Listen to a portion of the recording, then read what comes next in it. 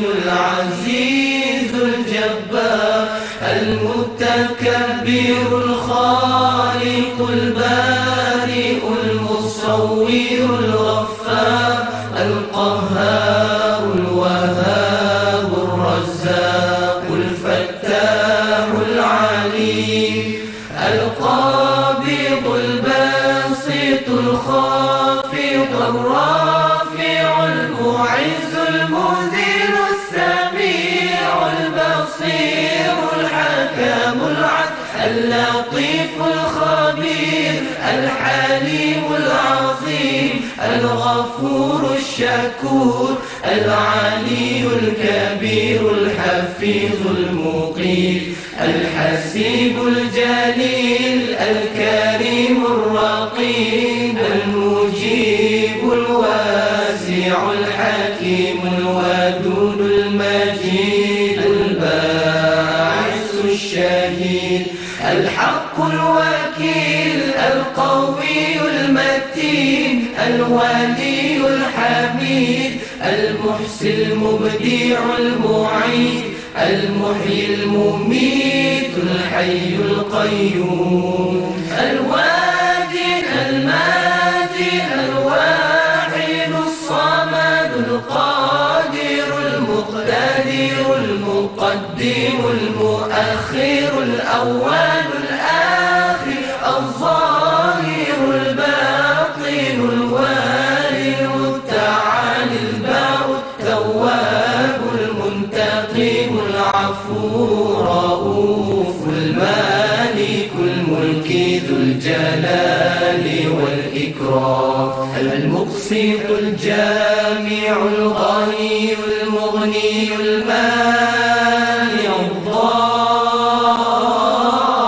الضار النافع النور الهادي البديع الباقي الوارث الرشيد الصبور الذي ليس كمثله شيء وهو السميع البصير اللهم صل أفضل الصلاة على أسعد المخلوقات كسيدنا محمد وعلى آله وصحبه وسلم عدد معلوماتك ومداد كلماتك كلما ذكرك ذاكرون وغفل عن ذكره الغافلون.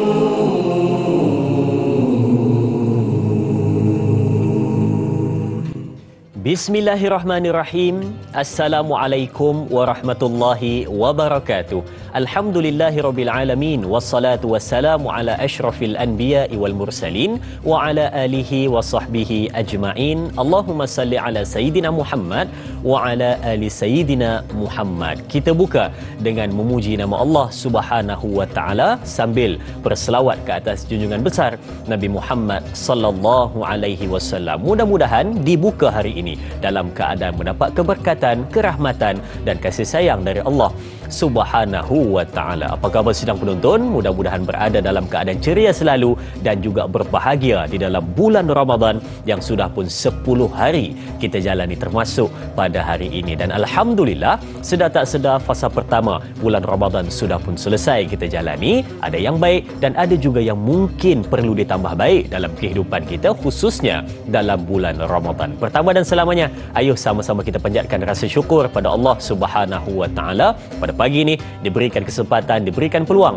untuk mengerjakan ketaatan kepada Allah Subhanahu wa taala, dapat bersama di dalam lingkungan mereka yang bersama dalam majlis ilmu untuk tanyalah ustaz biar tahu jangan keliru. Istimewa Ramadan seindah kasih. Dan hari ini perbincangan berkenaan dengan bagaimana yang disebutkan kisah tentang Ramadan yang ada di dalam Al-Quran. Sebentar lagi kita akan bawakan perbincangannya kepada penonton-penonton semua dengan topik seperti yang sudah pun diwar-warkan kepada anda berkenaan dengan Ramadan Salafus Soleh. Jadi sebentar lagi akan ada persoalan-persoalan yang akan ditimbulkan. Kita nak ambil soalan-soalan dari penonton-penonton untuk kita jawab sehabis baik. Okey, seperti biasa mungkin ada persoalan yang ingin diajukan kepada bintang ilmuwan kita, boleh pergi kedua saluran kita seperti biasa. Untuk buat panggilan, boleh pergi ke 1800-881677 atau nak terus ke Facebook rasmi kita di Tanyalah Ustaz TV3. Di situ ada siaran secara langsung bagi mereka yang mungkin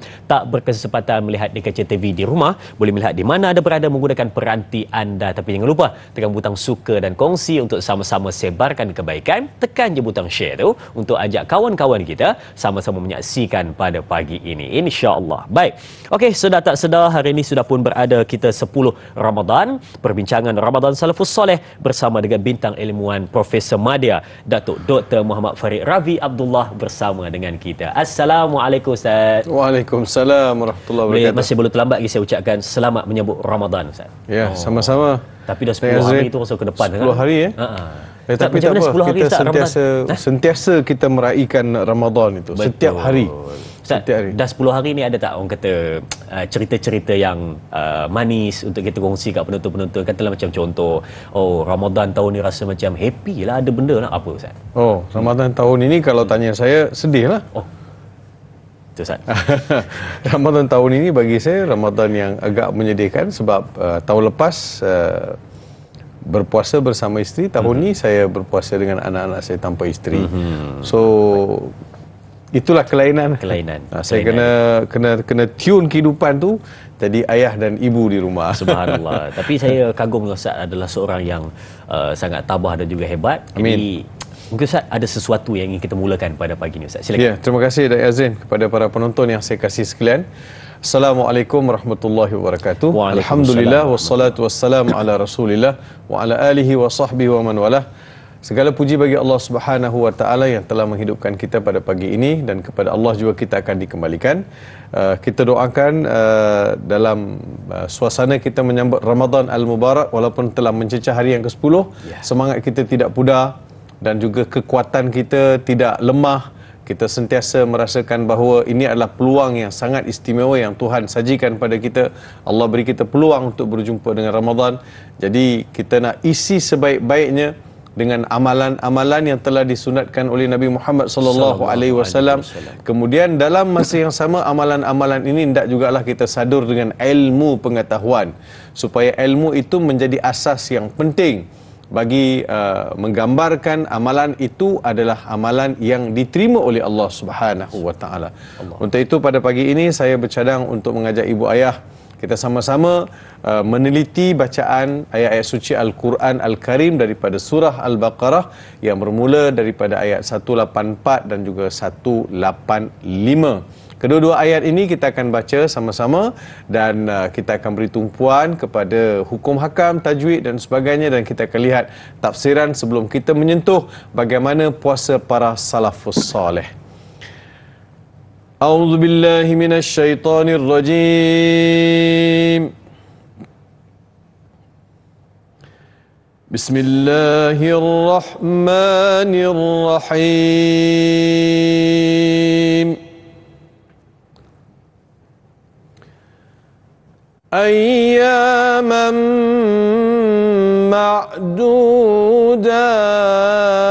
معدودات فمن كان منكم مريضا أو على سفر فعدة من أيام أخر وعلى الذين يطيقونه فدية طعام مسكين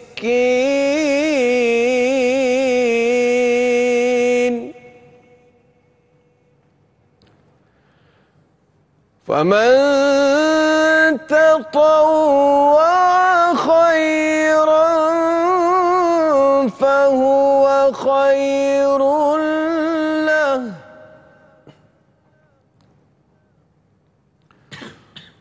وأن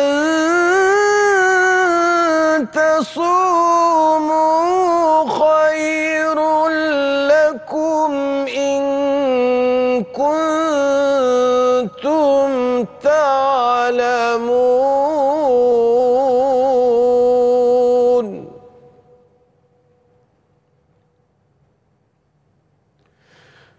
شهر رمضان الذي أنزل فيه القرآن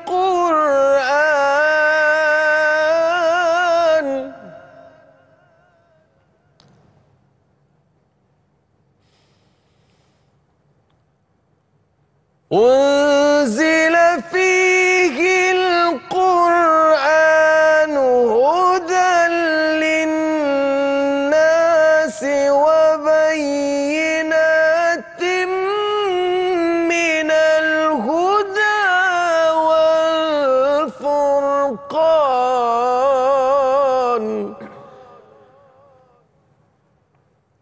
فمن شهد منكم الشهر فليصم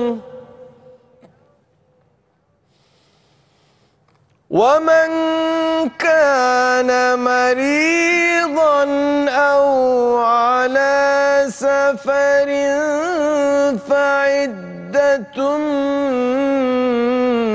من أيام أخر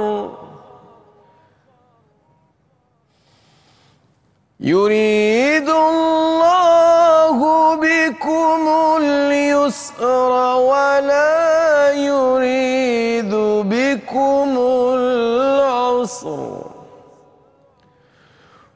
ولتكملوا العدة ولتكبروا الله على ما هداكم ولعلكم تشكرون صدق الله العظيم صدق الله العظيم Alhamdulillah. Subhanallah. Masya Allah, begitulah dua ayat. Walaupun dua ayat nampak panjang, lama nak habis. Tapi apa pun, kita bersyukur kepada Allah Subhanahu Wa Taala kerana dalam ayat-ayat ini Allah Subhanahu Wa Taala telah memberitahu kita beberapa perkara yang mustahak untuk kita faham. Sebab perintah puasa ni Azrin, dia berbeza dengan perintah-perintah yang lain. Sebab Allah Subhanahu Wa Taala turunkan perintah puasa dalam Al-Quran bermula daripada ayat 183 sampai 187. Bagi mereka yang membaca dan meneliti memahami ayat-ayat ini daripada 183 187, maka dia akan fahamlah selok-belok ataupun isu-isu utama dalam perintah puasa itu sendiri. Yeah. Berbeza dengan solat. Solat ada beberapa ayat di dalam surah-surah yang berbeza. Begitu juga dengan haji, begitu dengan zakat. Tapi puasa tidak begitu. Kita lihat terjemahan bagi ayat 183, 184. Allah Subhanahu Wa Taala berfirman daripada dalam ayat ini, ayyaman ma'dudat. Ayyaman ma'dudat. Puasa yang diwajibkan oleh Allah Subhanahu Wa Taala itu adalah beberapa hari yang tertentu. Beberapa hari yang tertentu. Maka sesiapa di antara kamu yang sakit atau dalam bermusafir, bolehlah ia berbuka puasa. Kemudian wajiblah ia berpuasa sebanyak hari yang dia berbuka pada hari-hari yang lain.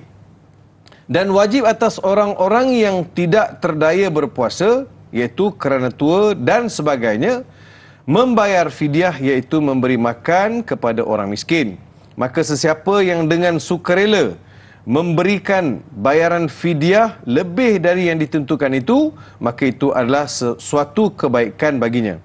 Dan walaupun demikian, berpuasa itu lebih baik bagi kamu daripada memberi fidyah, kalau kamu mengetahui. Ya. Dalam ayat 185, Allah Subhanahu Wa Taala perincikan pula perihal Quran diturunkan. Syahrul Ramadan alladhi unzila fihi al-Quran.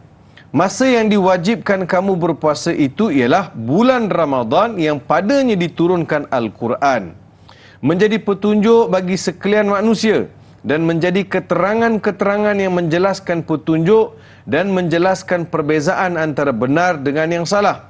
Oleh itu, sesiapa yang dari antara kamu yang menyaksikan anak bulan Ramadan atau mengetahuinya, maka hendaklah ia berpuasa pada bulan itu. Dan sesiapa yang sakit atau dalam musafir, maka bolehlah ia berbuka, kemudian wajiblah ia berpuasa sebanyak hari yang ditinggalkan pada hari-hari yang lain.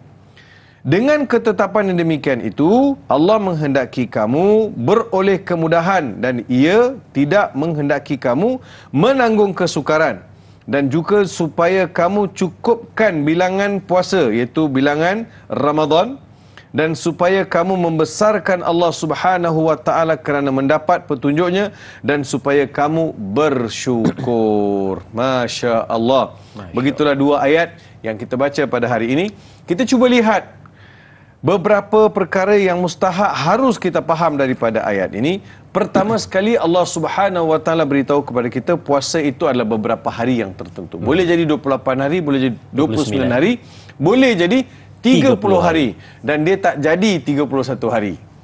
Memang confirm itu 30 tu memang maksimum. Jadi beberapa hari Allah Subhanahu wa taala sebut ayyaman ma'dudat. Kalau kita belajar Al-Quran dan juga belajar terjemahan, belajar tafsir, ayyaman ma'dudat, ada alif dan ta. Betul Azrin? Betul. Ma'dudat. Dan kita juga akan jumpa dalam Al-Quran ayyaman ma'dudah. Tak ada alif. Tak ada alif. Tak ada ta. Ta tu tak simpul lah. Ayyaman ma'dudah.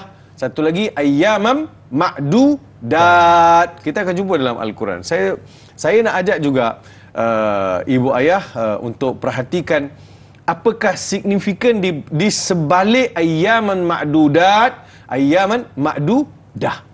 Kalau ayyaman ma'dudat, dia adalah bilangan hari yang boleh dihitung. Boleh dihitung 30, 20. Tapi kalau ayyaman ma'dudah, bilangan hari yang tak boleh dihitung. Tak boleh dihitung. Contoh, Allah Subhanahu wa taala sebut puasa, haji, bilangan hari dalam sesuatu ibadat, maka itu kan bilangan harinya boleh dihitung. Tapi kalau pergi kepada azab dalam neraka, orang yang dicampak masuk neraka adalah hari-hari yang tidak dapat dihitung. Itu salah satu perkara. Kita nak lihat bagaimana pula para sahabat ridwanullah alaihim dan juga para imam-imam besar kita meraihkan dan juga menghidupkan malam-malam Ramadan ini dengan amalan-amalan mereka. Saya fikir hari ini kita akan lihat betapa hebatnya para salafus soleh dalam menyambut Ramadan Al-Mubarak. Pertama sekali, mereka terima bulan Ramadan ini, Da'i Azrin, dengan penuh keimanan dan juga keinsafan. Itu biasa. Sebab Nabi sebut, man sama Ramadana imanan wahtisaban ghufira lahu ma taqaddama min dhanbi. Sesiapa yang berpuasa dengan penuh keimanan, keinsafan, maka dia akan diberi keampunan oleh Allah Subhanahu wa taala terhadap dosa-dosa yang lepas. Ini pintu utama kita nak masuk. The main entrance gate. Dengan izin. Ini adalah pintu utama kita nak masuk. Pintu utama kita masuk berpuasa dengan penuh keimanan dan keinsafan. Itulah yang kita nak lihat. Bagaimana keimanan, keinsafan yang ada di kalangan para sahabat, para tabi'in, tabi'in dan juga imam-imam besar dan juga para salafus saleh. Kita sambut Ramadan, barangkali kita sambut, barangkali kita terima ia dengan seadanya. Dah puasa ya besok, dah puasa. Jadi dia tak rasa apa-apa. Dia tak excited. Tak excited. Dia ada jenis. Maksudnya ada kumpulan yang macam tu. Maksudnya dia tak rasa apa-apa. Oh puasa. Puasa kita kena puasa, kita kena tarawih. Dia rasa itu saja. Dia tak nampak kehadiran Ramadan itu adalah satu tawaran hebat daripada Allah Subhanahu wa taala. So yang ini Azrin, dia bukan sesuatu yang boleh direka-reka, tetapi dia adalah melalui perasaan. How you feel. Yang mendesak untuk menyambut Ramadan dengan penuh keimanan, keinsafan adalah keimanan seseorang. Betul kan? Betul. Sebab hanya jauh hari saja mengenal manikam, kata orang kan. Jadi itulah pintu utama para sahabat ridwanullah alaihim masuk dalam bulan bulan Ramadan. Mereka daripada situlah mereka akan susun balik strategi bagaimana nak penuhkan malam-malam Ramadan, siang Ramadan. Bermulalah dengan puasa mereka, bermulalah dengan cara mereka berbuka, dengan sifat-sifat mereka yang pemurah, dan banyak lagi perkara yang kita fikir boleh kita cedok, boleh kita tiru supaya kita juga dapat menjadi dapat langkah-langkah yang hebat seperti mana para salafus soleh dalam mengimarahkan Ramadan. Baik, bila mana dengar Ustaz cerita sebentar tadi, saya rasa macam tertunggu-tunggu dan ternanti-nanti. Sebenarnya kita nak tahu bagaimana Ramadan salafus soleh sebenarnya, keindahan dan kehebatan mereka menjalani bulan Ramadan. Jadi sedang menonton, kita berehat seketika, kembali selepas ini bersama Tanyalah Ustaz, biar tahu jangan keliru, jangan ke mana-mana.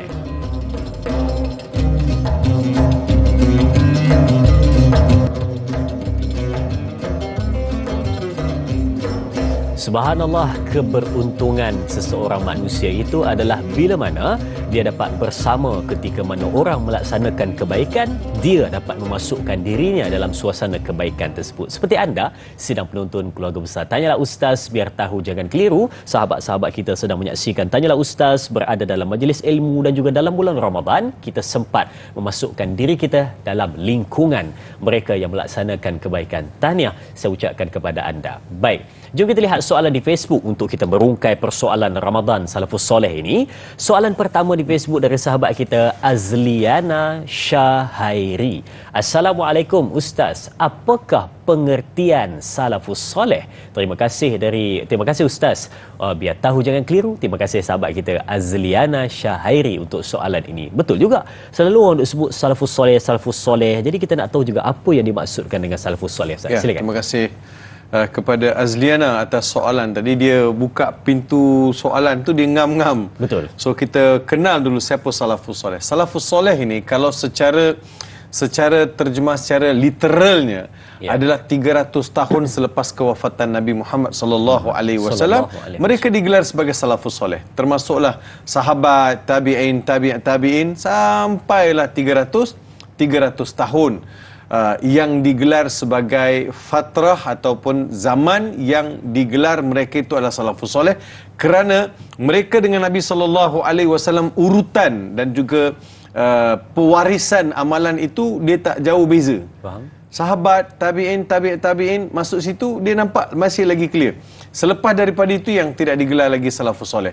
Jadi mereka itulah yang digelar sebagai salafus soleh. Termasuk sahabat, tabi'in, termasuklah imam-imam besar kita ni termasuk dalam salafus soleh. Dan ada juga satu terjemahan yang lain ataupun satu definisi yang lain. Semua yang mereka meniru dan juga mewarisi serta mengikut jejak langkah para sahabat Nabi SAW, para sahabat dan juga imam-imam besar, maka mereka juga dikategorikan ada mewarisi watak-watak salafus soleh. Ustaz, saya mencelah sikit. Kalau tadi Ustaz sebut yang salafus soleh tu dah sampai pada zaman kita ni tidak dah. Tapi kalau yang tabi'in tu, kalau zaman kita masih lagi ke boleh dipanggil sebagai tabi'in tu? Tak boleh. Tak boleh dah. Tak boleh. Alladzina yalunahu, sebab ulama telah membincangkan siapakah yang boleh dikategorikan sebagai salafus soleh. 300 tahun.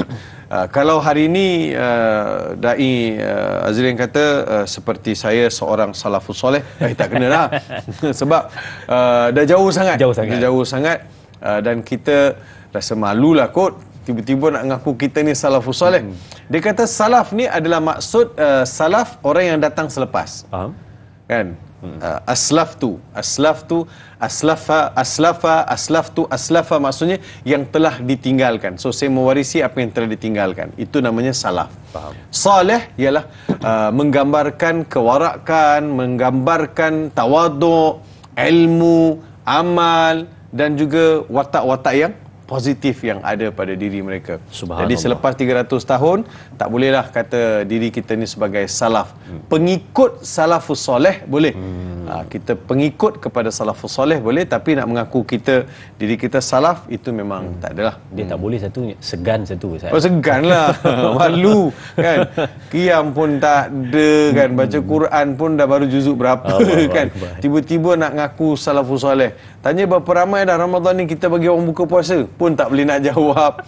Jadi macam mana nak ngaku salafus soleh? Subhanallah. Baik Ustaz, itu jawapan untuk persoalan pertama tadi, pembuka tirai persoalan kita. Dan yang kedua juga kita tengok dari sahabat kita Razali Zali Ismail. Assalamualaikum katanya.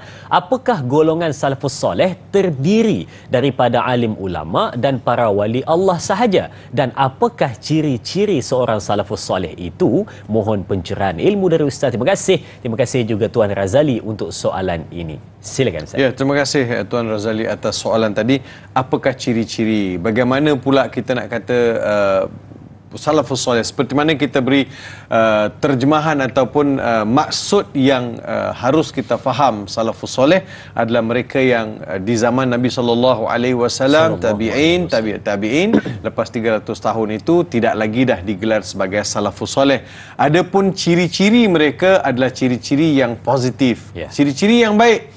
Ciri-ciri yang yang mereka warisi daripada Nabi Muhammad sallallahu alaihi wasallam, daripada para sahabat ridwanullah alaihim, dari sudut keimanan, mereka takwa, mereka solat, mereka baca Quran, mereka ilmu, mereka dan keseimbangan hidup mereka antara tuntutan dunia dan akhirat. Semua itu kita akan nampak mereka ini adalah copy and paste daripada Nabi Muhammad sallallahu alaihi wasallam.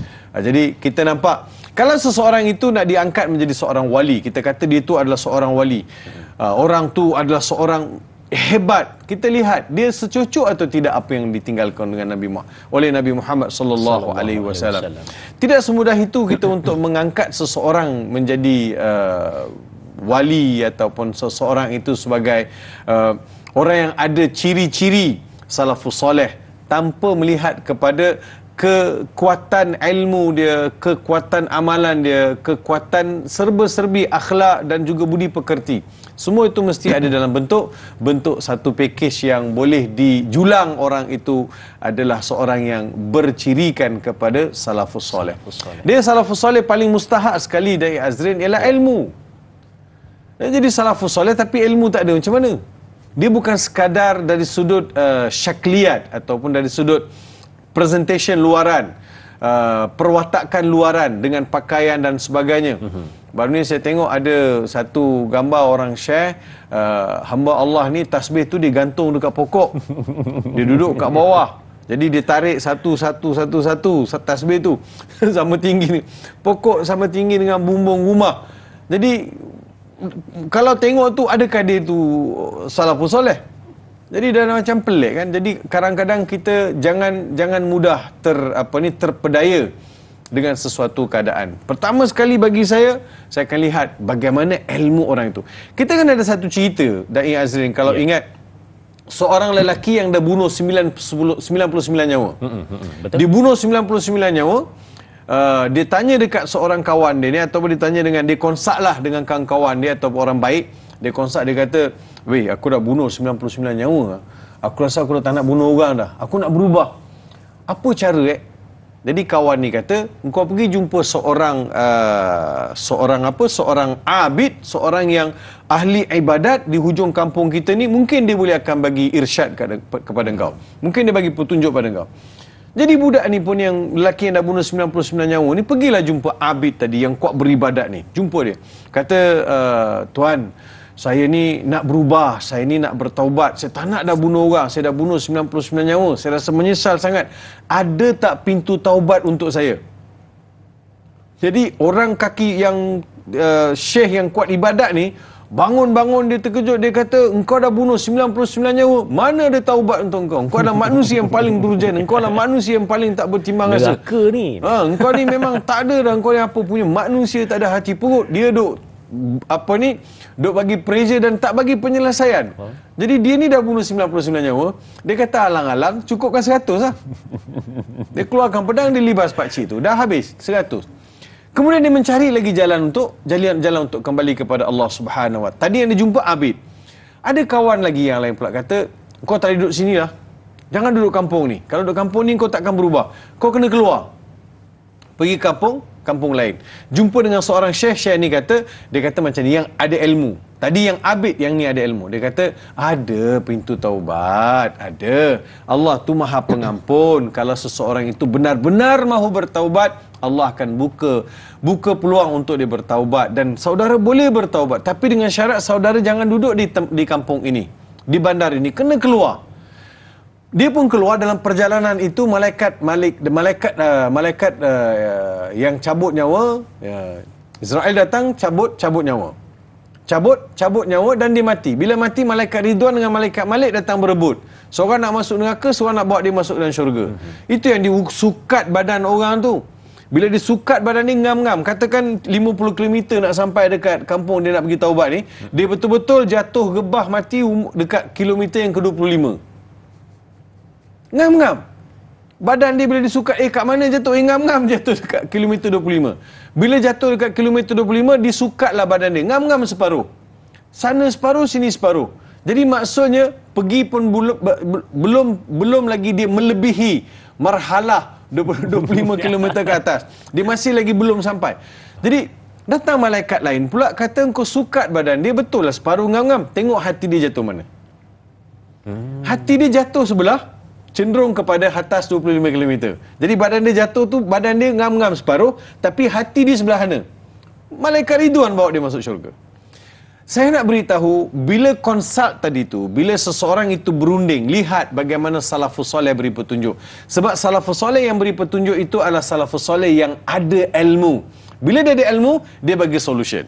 Dia bagi penyelesaian. Sebab itu, nak mengangkat seseorang itu menjadi salafus soleh, dan juga watak salafus soleh yang paling mustahak adalah ilmu pengetahuan. Subhanallah. Jadi apa-apa pun, yang paling penting sekali adalah, yang paling utama untuk dilihat adalah ilmu pengetahuan dan bagaimana dia mengamalkan ilmu yang telah pun dipelajari dan dia ada dalam hatinya. Baik, soalan seterusnya di Facebook dari sahabat kita Intan Zurina Abdul Razak. Assalamualaikum. Ada dua soalan. Yang pertama, adakah puasa golongan salafus soleh ini yang dikatakan di dalam kategori puasa khawas al-khawas, yakni puasa khas al-khas, ya? Dan yang kedua adalah Ramadan golongan salafus soleh ini ibarat blueprint kepada kita semua, tetapi kita hanya mampu mencontohi sebahagiannya sahaja, Ustaz. Adakah itu sahaja sudah cukup? Terima kasih kepada sahabat kita Intan Zurina Abdul Razak. Saya serahkan kepada Ustaz. Silakan. Ya, terima kasih kepada Intan Zurina atas soalan tadi.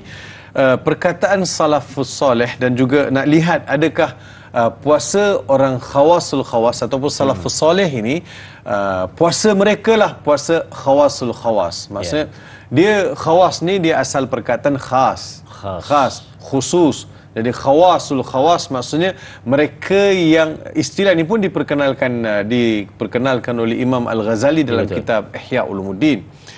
Jadi bila Imam Ghazali sebut khawasul khawas ni adalah dia keluar daripada ciri orang yang berpuasa hanya mengikut rutin, adat, kebiasaan dan tak ada apa-apa rasa. Jadi khawasul khawas ini, itulah puasa salafus soleh. Faham? Itulah puasa para sahabat, kerana mereka berpuasa keseluruhannya. Bukan sekadar berpuasa menahan mulut daripada makan dan minum, mereka juga berpuasa daripada berkata perkara yang tak baik. Mereka juga berpuasa mata, berpuasa telinga, berpuasa seluruh panca indera mereka berpuasa, dan puasa mereka itu dipenuhi dengan amalan-amalan yang dicontohkan oleh Nabi Muhammad sallallahu alaihi wasallam. Contohnya bagi orang makan, contohnya tidak bertangguh dalam buat kerja. Contoh bulan puasa ini malam mereka berqiyamul lail. Ada sahabat yang baca satu malam tu satu surah Baqarah, qiyamul lail satu Baqarah. Dia pergi tarawih dekat masjid, balik rumah makan sikit, persiapkan diri, pergi balik seseorang ke masjid, sambung lagi solat. Jadi ini khawasul khawas. Dia bukan sekadar puasa ikut rutin, atau bukan sekadar puasa kerana anak bulan kelihatan dan kita semua kena puasa, satu pejabat puasa kita pun puasa. Puasa ikut adat. Puasa ikut adat. Dan yang keduanya ialah berkaitan dengan blueprint. Adakah ini satu blueprint daripada para sahabat ataupun para tabi'in untuk kita contohi? Ya, betul. Nak lihat bagaimana puasa mereka supaya kita dapat contohi. Sebab saya fikir puasa mereka ni adalah puasa yang sangat luar biasa. Mereka benar-benar faham apa yang disebutkan oleh Nabi Muhammad sallallahu alaihi wasallam sepatutnya hadis kursi, kullu amalu ibnu adam lahu illa siyam wa siyamu li wa ana ajzi bih. Setiap amalan itu untuk anak Adam melainkan puasa. Puasa ini untuk aku dan aku yang beri pahala. Bila kata puasa ni untuk aku, jadi sahabat-sahabat jatuh hati. Jatuh hati dengan puasa ni untuk aku dan aku yang beri pahala. Jadi mereka nak betul-betul nak pastikan Allah lihat puasa mereka. Mereka nak benar-benar Allah reward pahala untuk puasa mereka. Sebabnya dari Azrin, kalau kita lihat puasa ni, ibu ayah para penonton, semua orang tahan makan sama, tak ada beza. Betul tak? Betul. Kalau baca Quran, kalau solat, kita nampak bilangan muka surat baca Quran. Mungkin Da'i Azrin baca 3 muka surat, mungkin saya baca 13 muka surat. Nampak tak perbezaan? Nampak. Jadi saya dah lebih. Betul. Azrin sikit. Solat pun begitu juga. Ada orang solat sampai 10 rakaat, ada orang solat sampai 20 rakaat. Jadi bezanya nampak kan? Nampak. Jadi yang dapat 10 tu kita kata sikit, yang nampak solat 20 tu nampak banyak. So bilangan-bilangan ini kita nampak. Tapi kalau puasa ini, apa yang kita nampak? Tak ada. Nampak semua orang tahan makan, semua orang tahan minum. Semua sama. Tapi rupanya pahala tu tak sama di sisi Tuhan. Subhanallah. Pahala tu tak sama. Semua kita berpuasa, tapi bila Allah di sisi Allah, pahala tak sama. Sebab itu kita nak cari khawasul khawas. Ada orang tahan mulut daripada makan dan minum, tapi tak tahan mulut daripada bercakap. Ada orang tahan mulut daripada makan, tapi mata dan telinga dia tak tahan. Jadi masih ada lagi sifat-sifat hanya puasa sekadar menahan makan dan minum. Sebab itu Allah Subhanahu Wa Taala tidak berhajat kepada puasa orang yang hanya meninggal makan dan minum, tapi tidak meninggalkan mulut daripada berbicara perkara yang tidak elok. Jadi kan itu di antara perkara yang perlu kita contohi para sahabat ridwanullah alaihim dan juga para imam besar ni. Kalau lihat kepada imam apa yang sempat saya tengok, Imam Malik bin Anas alladhi la tanqati'u durusuhu fil Masjid Nabawi sallallahu alaihi wasallam yuwaqqifuha fi Ramadan. Bagaimana Imam Malik bila masuk bulan Ramadan saja, Imam Malik kan mengajar di Madinah. Bila masuk bulan Ramadan, Imam Malik stop semua kelas, hanya fokus kepada Al-Quran. Sebab itu Imam Malik dapat mengkhatamkan Al-Quran untuk beberapa kali. Wal Imam Malik bin Anas radhiyallahu anhu idza dakhala Ramadan yafirru minal hadithi wa min majalis ahli ilmi ala tilawatil Quran. Dia tinggalkan semua majlis-majlis ilmu, hanya fokus kepada Al-Quran. Kita nak tahu juga Da'i Azrin, kenapa dia orang dulu ni, ulama-ulama besar ni, imam yang besar ni, bila masuk Ramadan, dia tinggalkan kelas-kelas pengajian. Dia terus fokus kepada Al-Quran. Kita nak tahu juga. Ada satu lagi yang saya nak tahu tu adalah macam mana ulama-ulama ataupun salafus soleh dulu dia boleh khatam Quran dalam satu bulan Ramadan tu 10 kali, 30 kali. Jadi kita nak tahu macam mana panjangnya masa pada ketika itu. Tapi soalan ustaz tadi dan juga apa yang saya nak tahu tu kita akan bawa selepas kita berehat seketika nanti. Baik, kita beri ruang untuk berehat seketika dahulu. Kembali selepas ini bersama Tanyalah Ustaz, biar tahu jangan keliru, jangan ke mana-mana. Banyak lagi perbincangan selepas ini.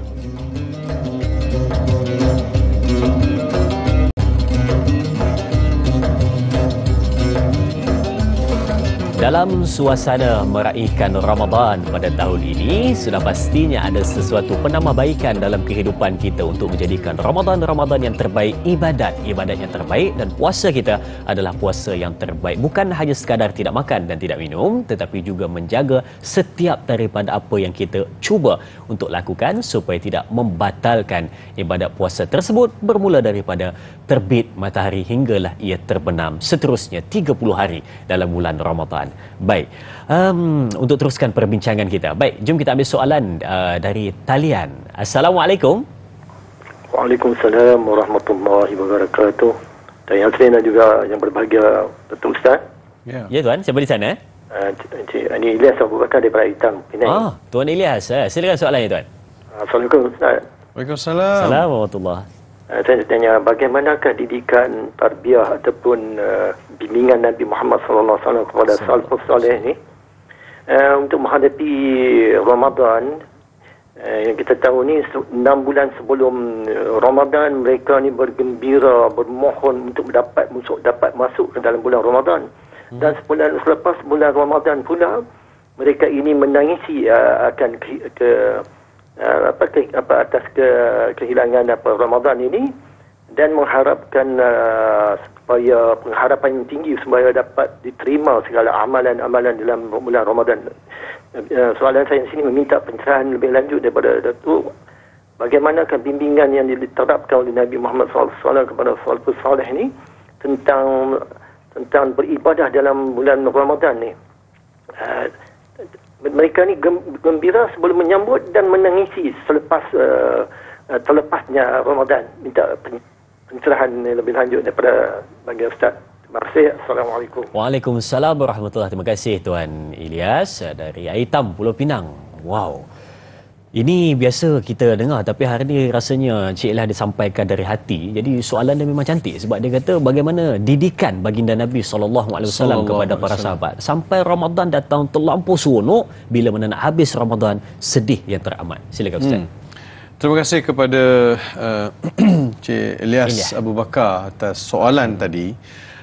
Tarbiyah Nabi Muhammad SAW ke atas mereka ni adalah tarbiyah daripada biarlah the best master ataupun dalam seorang guru yang sangat hebat, berjaya melahirkan anak murid yang hebat.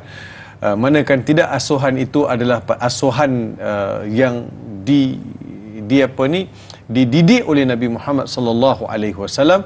Mereka sentiasa bersama Nabi Muhammad SAW. Yang paling mustahak, Nabi Muhammad tidak sekadar bercakap, tapi Nabi Muhammad pun sama-sama solat. Nabi tidak suruh orang solat, Nabi tidak suruh orang solat banyak-banyak, tapi bila melihat Nabi Muhammad sallallahu alaihi wasallam solat sampai bengkak-bengkak kaki, apa perasaan para sahabat? Itu Nabi kot, Rasul kot, yang telah diampunkan dosa baginda Rasulullah sallallahu alaihi wasallam, ma taqaddama min dhanbika wa ma ta'akhkhar. Jadi dosa yang lepas, dosa yang akan dapat datang ni semua Allah Subhanahu wa taala ampunkan Nabi Muhammad sallallahu alaihi wasallam. Dalam suasana itu pun masih lagi Nabi beribadat sampai bengkak-bengkak kaki. Kalau kita lihat, masya-Allah, ya, kalau dah begitu punya kedudukan, patut tak payah dahlah sampai bengkak-bengkak kaki. Kan isteri baginda Rasulullah sallallahu alaihi wasallam bertanya kepada baginda, "Kenapa beribadat sampai bengkak-bengkak kaki wahai Rasulullah? Bukankah dosa Tuhan telah diampun?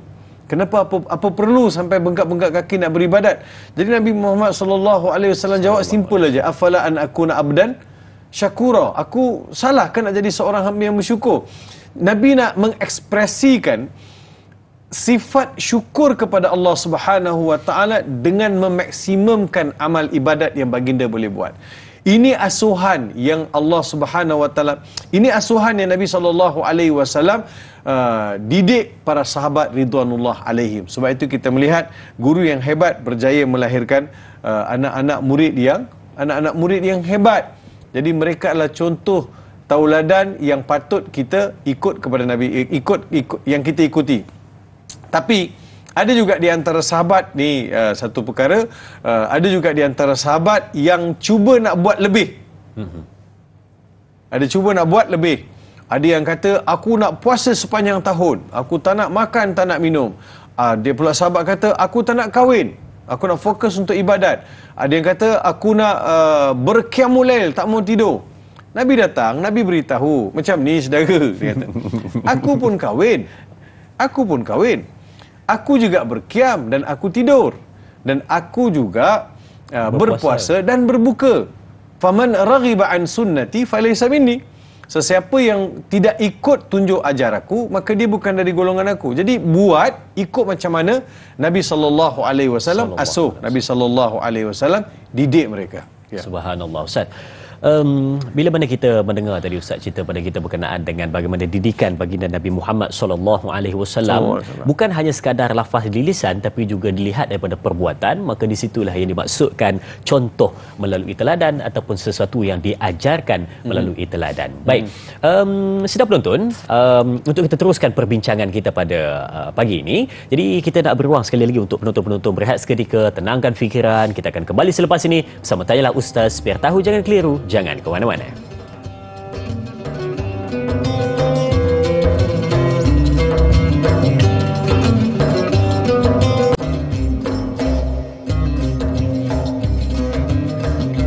Alhamdulillah kembali bertemu sidang penonton Keluarga Besar Tanyalah Ustaz. Biar tahu jangan keliru. Hari ini kita membangkitkan suasana, menghidupkan rasa untuk kita mengetahui bagaimana kehidupan di bulan Ramadan untuk salafus soleh. Bagaimana indahnya apa yang mereka lakukan dan apakah amalan istimewa yang mereka lakukan di bulan Ramadan khususnya. Baik, kalau sidang penonton ingat, tadi saya ada sebut dengan Ustaz berkenaan dengan bagaimana salafus soleh terdahulu ya. Mereka boleh khatam Quran satu hari, satu juzuk. Kadang-kadang dalam bulan Ramadan dapat 5 juzuk, 10 juzuk. Kadang-kadang setiap hari itu mungkin 2 ke 3 kali boleh khatam. Itu satu benda yang rasa macam wow, macam mana mereka laksanakan, boleh begitu fokus melaksanakan membaca ayat suci Al-Quran. Itu belum lagi masuk ibadat-ibadat yang lain. Jadi kita nak tahulah sikit macam mana mereka boleh berada dalam keadaan konsisten dan bersungguh-sungguh melaksanakan ibadat tersebut dalam setiap hari tanpa ada rasa jemu dan putus asa. Silakan Ustaz. Ya, terima kasih Dan Azrin. Ini soalan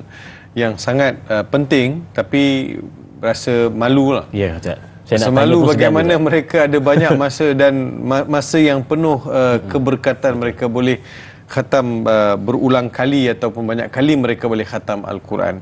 Beberapa catatan yang sempat saya buat, di antaranya seperti mana sahabat-sahabat yang besar, Uthman bin Affan radhiyallahu anhu yakhtimul Qur'ana fi Ramadan kulla lailatin marrah. Uthman bin Affan akan khatam Al-Quran setiap malam sekali. Ini yang Dai Azrin terkejut dengar tadi. Satu malam, bukan satu hari. Bukan satu malam, setiap malam. Setiap malam kulla lailatin. Manakala Ibnu Mas'ud yakhtimuhu kulla thalatha layalin. Ibnu Mas'ud pula setiap 3 malam dia akan khatam Al-Quran. Wa Tamim Ad-Dari, ini sahabat-sahabat besar ni. Wa Tamim Ad-Dari yakhtimuhu kulla sab'a layalin. Manakala sahabat yang bernama Tamim Ad-Dari mengkhatam Al-Quran setiap 7 malam. Wa Ubay bin Ka'ab yakhtimu kulla 8 layalin. Manakala Ubay bin Ka'ab mengkhatam Al-Quran pada setiap malam yang ke-8. 8 malam dia akan khatam, 8 malam khatam. Jadi ada yang khatam setiap malam sekali, ada yang khatam Quran 3 malam sekali, ada yang khatam Quran 3 malam, dan juga ada yang khatam Quran 7 malam, ada yang khatam Quran 8 malam. Jadi macam mana kita ni? Tapi nama-nama yang saya sebut ni adalah nama-nama sahabat yang terlibat dalam menghimpun, menulis dan juga menghafaz Al-Quran. Yeah. Jadi mungkin bagi mereka lajulah sikit kan. Tapi bagi kita pun sebenarnya tak ada isu dah nak baca laju. Kita tak berapa lancar dan barangkali kita ada kesibukan yang lain. Contohnya Imam Bukhari. Imam Bukhari sibuk dengan hadis, sibuk dengan menulis dan juga menganalisa hadis dan juga meneliti hadis-hadis Nabi sallallahu alaihi wasallam. Disebut bahawa wa kana Muhammad bin Ismail Al-Bukhari sahib sahih yakhtimu fi Ramadan fi an-nahar kull yawmin khitmah wa yaqumu ba'da tarawih kull 3 layanin bi khitmatin. Diriwayatkan bahawa Imam Bukhari mengkhatam Al-Quran pada setiap hari siang. Tadi sahabat malam, ni siang. Dia khatam Al-Quran dan sambung pula baca di malam hari selepas tarawih, dan khatam pula lepas tarawih 3 malam sekali. Dia solat malam tu dia khatam Al-Quran 3 malam khatam, 3 malam khatam, 3 malam khatam. Coba mana ya? Dia jadi macam sesuatu yang rutin. Macam mana dia orang ni? Macam mana? Kita tak boleh nak fikir. Itu di antara kehebatan mereka, bukan cerita dongeng, bukan cerita mitos ataupun riwayat-riwayat yang sekadar mengkagumkan, tapi mereka memang betul buat.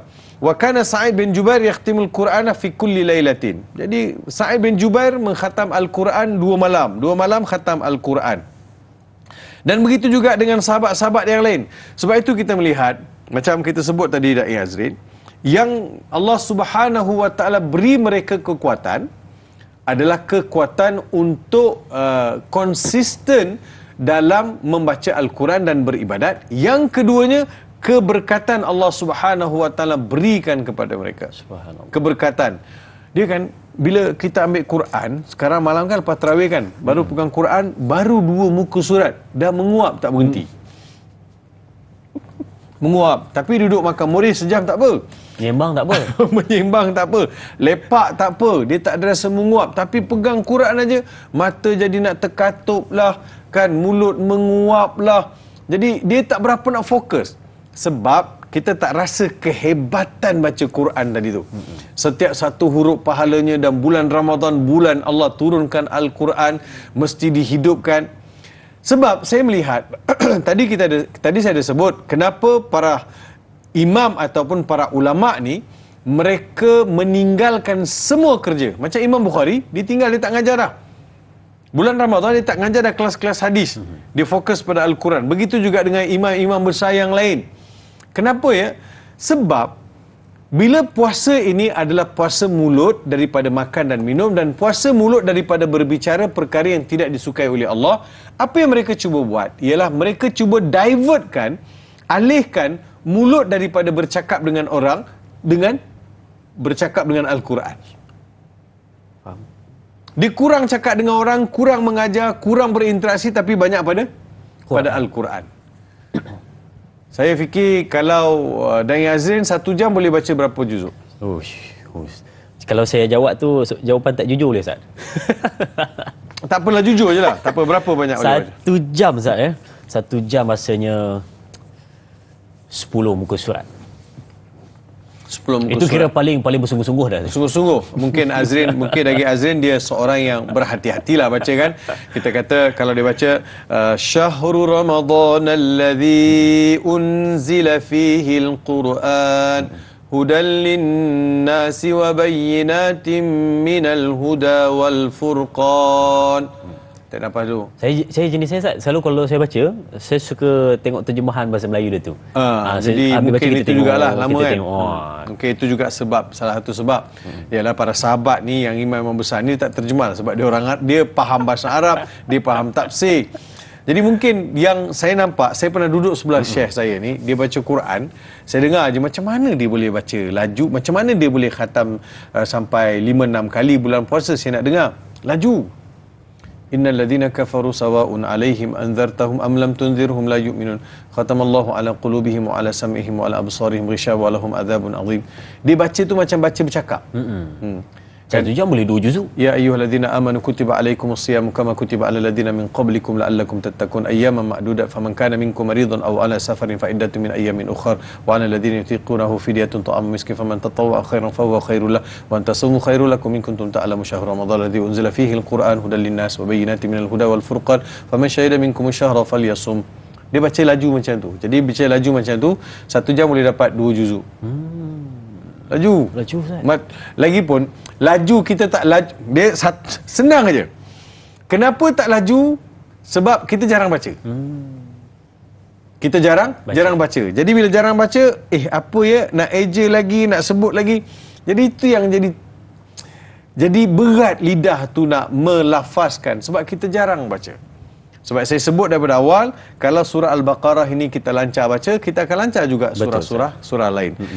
Sebab itu kita lihat bagaimana para salafus soleh ini mereka divertkan kesibukan mereka pada Al-Quran. Mereka boleh khatam Quran setiap malam, boleh khatam Quran. Imam Syafi'i boleh khatam Quran setiap hari.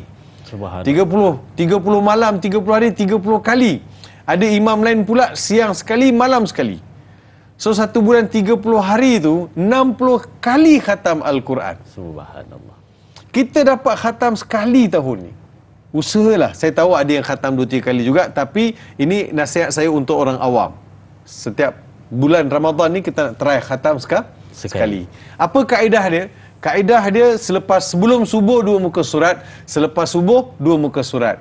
Sebelum zuhur 2 muka surat, selepas zuhur 2 muka surat. Sebelum asar 2 muka surat, selepas asar 2 muka surat. Sebelum maghrib 2 muka surat, selepas maghrib 2 muka surat. Sebelum isyak 2 muka surat, selepas isyak 2 muka surat. Kita setiap hari ada 5 waktu solat. Setiap waktu solat kita baca 4 muka surat. Sudah 5 kali 4 20. So kita akan dapat satu juzuk. Ringan-ringan aja, slow-slow kita kayu. InsyaAllah dapat. Dia kalau bila duduk nak baca 1 juzuk tu yang rasa berat tu. Tapi kalau kita dah sulam-sulam hari kita, masa kita, kelapangan kita, insya-Allah. Bawalah Quran, kan Quran ni kita ada macam 1 juzuk kan, boleh bawa. Kalau tidak pun dengan handphone kita pun ada.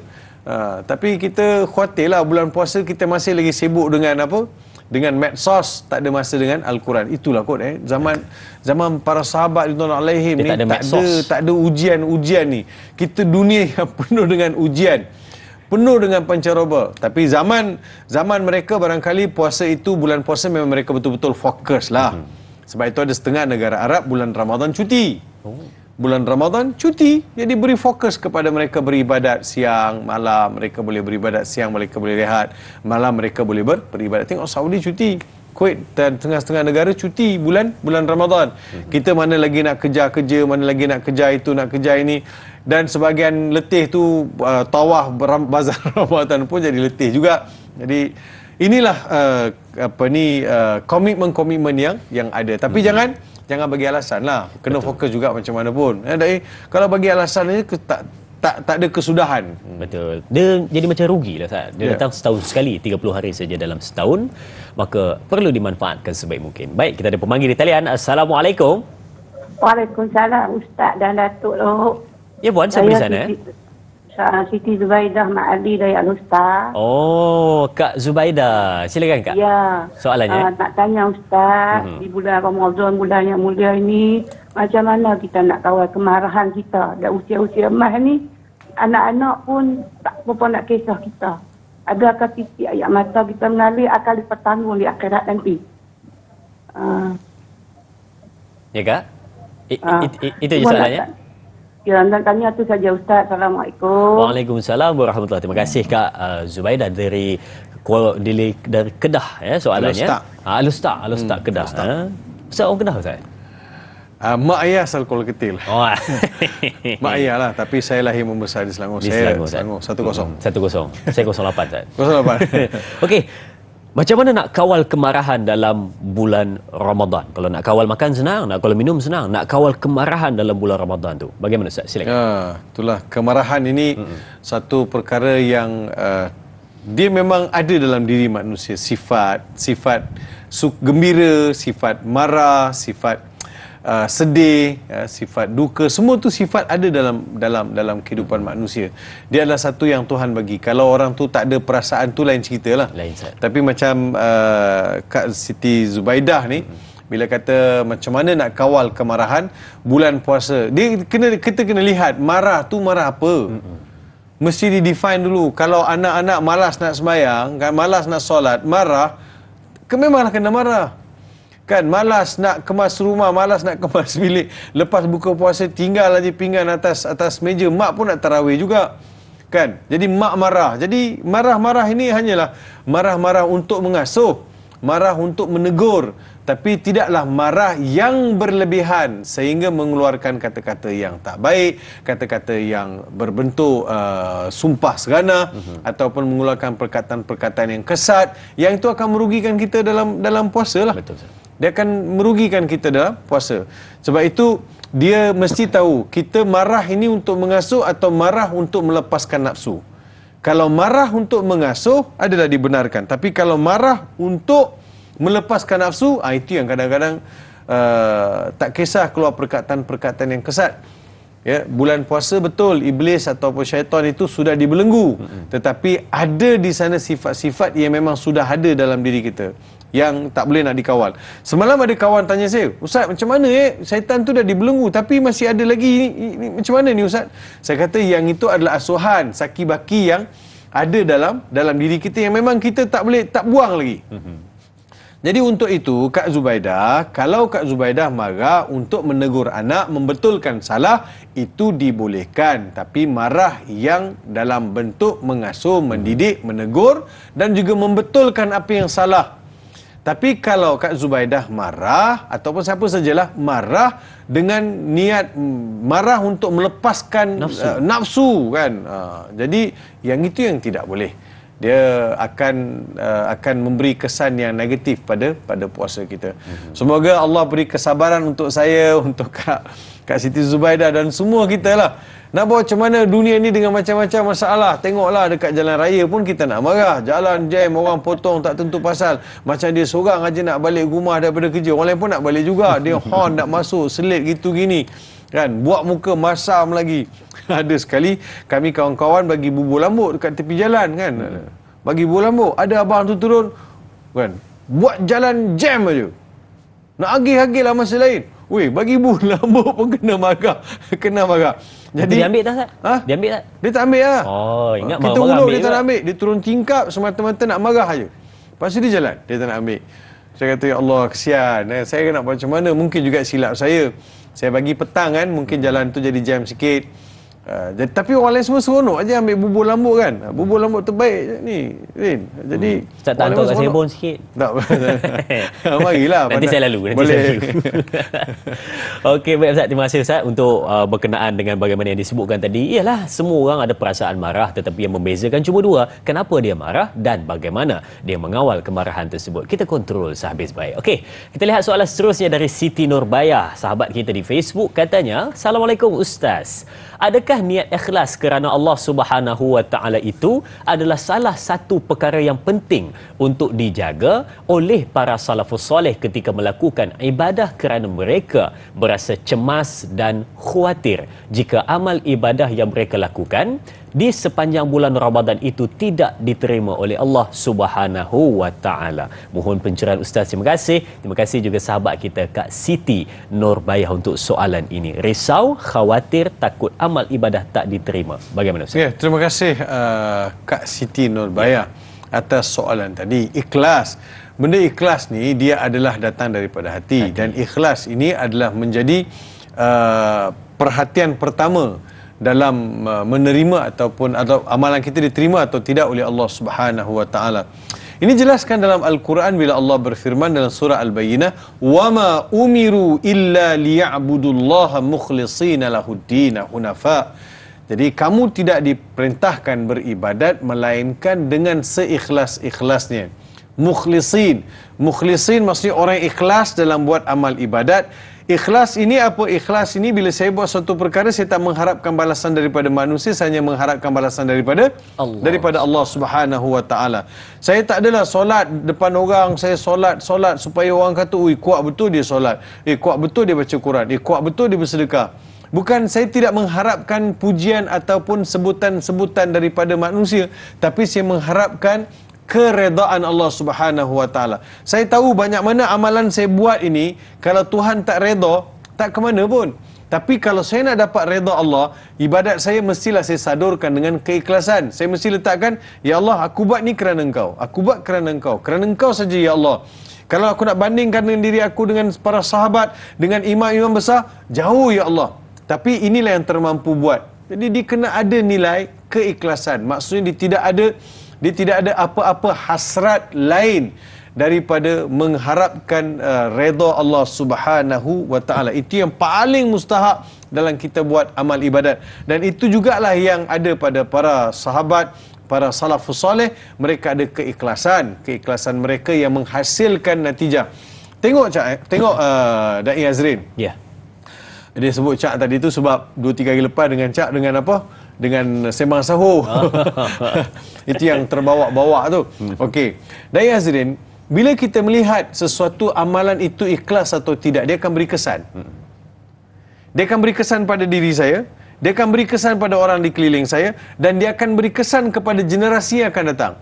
Tengok betapa ikhlasnya Imam Asy-Syafi'i. Tengok bagaimana ikhlasnya Imam Al-Bukhari. Tengok ikhlasnya para sahabat ridwanullah alaihim. Sebab itu, apa saja yang mereka buat, dia kekal dalam bentuk periwayatan, dalam bentuk cerita sampai kepada kita. Kita ni besok ada tak orang akan riwayatkan cerita kita ni, Azri? Agak-agaknya lah, kan? Tu tak pastilah. Bahkan betul tak? Jadi kita fikir... Takut tak ada, Ustaz? Takut tak ada. Kalau tak ada tu mungkin takut kita ni tak ikhlas. Takut kita tak ikhlas. Benda tu tidak meninggalkan kesan. Kan? Selain daripada dapat reward daripada Allah, dia tidak meninggalkan kesan pada diri kita dan tidak meninggalkan kesan di keliling kita. Sebab itu Nabi Muhammad SAW, keikhlasan baginda dalam buat kerja dakwah, beri kesan yang sangat mendalam kepada pihak musuh dan kepada pihak lawan dan juga kepada pihak kawan. So itu yang sepatutnya. Bila kita pergi sesuatu tempat, orang tak suka dengan kita, tapi kita balas dengan cara yang baik. Kan Quran sebut, wa idza khatabahumul jahiluna qalu salama. Apabila orang jahil ini mengungkapkan perkataan-perkataan yang menyakitkan hati, tidak kita selesa, kita kata selamat sejahteralah ke atas kamu. Akan meninggalkan kesan. Begitu juga Nabi Muhammad bila pergi kota Taif, Nabi dibalas dengan satu tindakan yang sangat tidak berperi kemanusiaan. Nabi sabar tak? Sebab Nabi ikhlas dalam buat kerja dakwah. Nabi diuji sikit, Nabi tidak goyang. Nabi tetap mohon Allah Subhanahu Wa Taala beri petunjuk kepada penduduk kota Taif. Keikhlasan, tengok menatijahkan kesan. Dalam rumah tangga pun sama juga. Saya sebagai seorang suami, saya sebagai seorang ayah, saya sebagai seorang ibu. So, keikhlasan saya itu adalah kemuncak untuk memberi kesan yang negatif dalam rumah tangga. Saya tahu ibu dan ayah pastilah ikhlas dalam mengasuh dan mendidik anak-anak. Kalau saya bekerja, saya bersahabat, saya buat apa saja, ada keikhlasan. Keikhlasan itu akan memberi kesan. Sebab itulah, kesan itulah yang kita dapat rasakan pada hari ini, apa yang ditinggalkan oleh para sahabat dan juga para tabi'in. Nak ikhlas itu yang susah sebenarnya, Ustaz. Bila mana kita ni rasa macam dah buat sehabis baik dah, tapi bila mana ada orang nampak, ada orang tak nampak, kita rasa macam ada benda yang tak kena ni. Itu satu benda yang patut kita perhatikan baliklah. Bagaimana sesuatu yang kita lakukan dalam kehidupan mendapat keikhlasan, menatijahkan kesan. Baik. Assalamualaikum, kita ada pemanggil di talian. Assalamualaikum. Waalaikumsalam warahmatullahi wabarakatuh. Da'i Azrin wa Isa dan juga Ustaz Datuk Muhammad Farid Rawi Abdullah. Saya Umar Abdul Majid dari Felda Cini Timur 3, Pekan Pahang. Assalamualaikum Datuk dan Da'i. Waalaikumsalam warahmatullahi. Ya Tuan Omar, silakan soalannya. Dah faham baru bagi saya lah. Alhamdulillah, sihat. Alhamdulillah. Harap baju hari ini lah. Tak apalah, jadi soalan saya begini Datuk. Ya. Datuk mengenai tadi sikap tadi tu. Sikap orang kata ikhlas, keikhlasan. Yang itu yang paling sukar Datuk. Yang kita nak wujudkan dalam diri. Bila ada lebih sikit je mulalah pandang orang yang kurang sikit ke masjid, tak ada harapan lah tu, nampak gaya. Dia sikap ujub ini. Ujub ini cukup bahaya Datuk. Jadi kalau bolehlah kita nak mengikut salafus salih ni, jauh sangat rasanya Datuk. Bagaimana kalau itu pun ada para ustaz mengatakan kalau tak boleh ikut semua jangan tinggal semua Datuk. Jadi masalahnya kita ni nampaknya jauh sangat daripada saya lah Datuk, mungkin tak, Da'i pun mungkin tak. Saya ni nampaknya jauh sangat daripada puasa salafus soleh tu. Jadi bagaimanakah kaedah terbaik untuk kita kalau tak dapat pun dapat semua pun jangan tinggal semua. Dapat juga orang kata berasa ciri-ciri seorang salafus soleh itu supaya tidak ada perasaan ujub dalam diri sendiri itu. Itu soalan saya Datuk dan Da'i. Terima kasih banyak Datuk dan Da'i. Assalamualaikum. Waalaikumsalam warahmatullahi wabarakatuh. Terima kasih Tuan Omar untuk soalannya. Nak mewujudkan sifat ataupun ciri-ciri salafus soleh dalam diri. Dan yang kedua tadi disebut, kalau tak boleh buat semua apa yang dia lakukan, jangan pula tinggal semua. Silakan Ustaz. Terima kasih Da'i Azrin. Ya, kalau kita nak tengok sukat amalan kita macam kita sembang awal-awal tadilah. Sekarang dah 10, kita dah puasa ke 10. Malam ni kita akan masuk malam yang ke 11. So, sampai sekarang ni Quran kita dah kat mana? Ya, Ustaz. Kalau tarawih ni kita ni geng 21 ke 8 atau 11. Apa kita muhasabah diri dah, jangan tengok orang lain. Kalau tengok orang lain tak jadi, kita kena tengok diri kita sendiri. Dalam 10 hari ni dah ada tak saya buat sedekah jariah? Masjid ada buat buka puasa, surau pun ada buat buka puasa, mungkin juga ada rumah-rumah anak yatim, orang susah yang boleh saya sumbangkan. Atau sepanjang apa lagi saya buat? Saya dalam 10 hari ni berapa ramai saya dah sakit hati. Kan banyak mana kesalahan saya buat, sama ada kesalahan. Jadi kita sendiri kena muhasabah.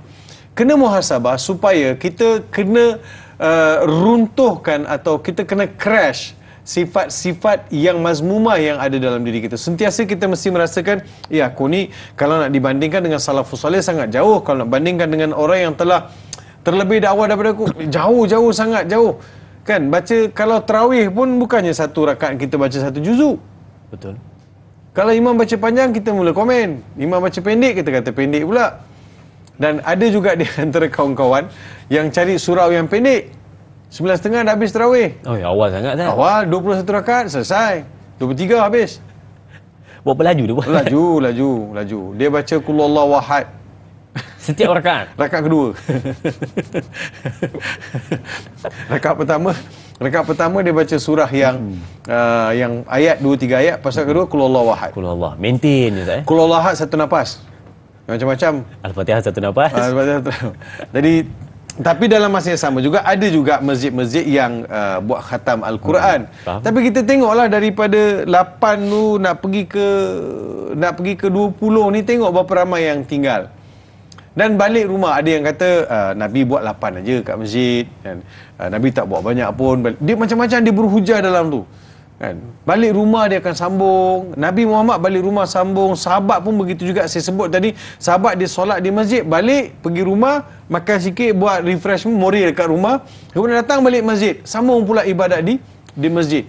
Kita berlaku tak? Ataupun kita balik lepas lapan, kita balik lepak, makan, sambung tengok itu, sambung tengok Facebook, drama, tidur.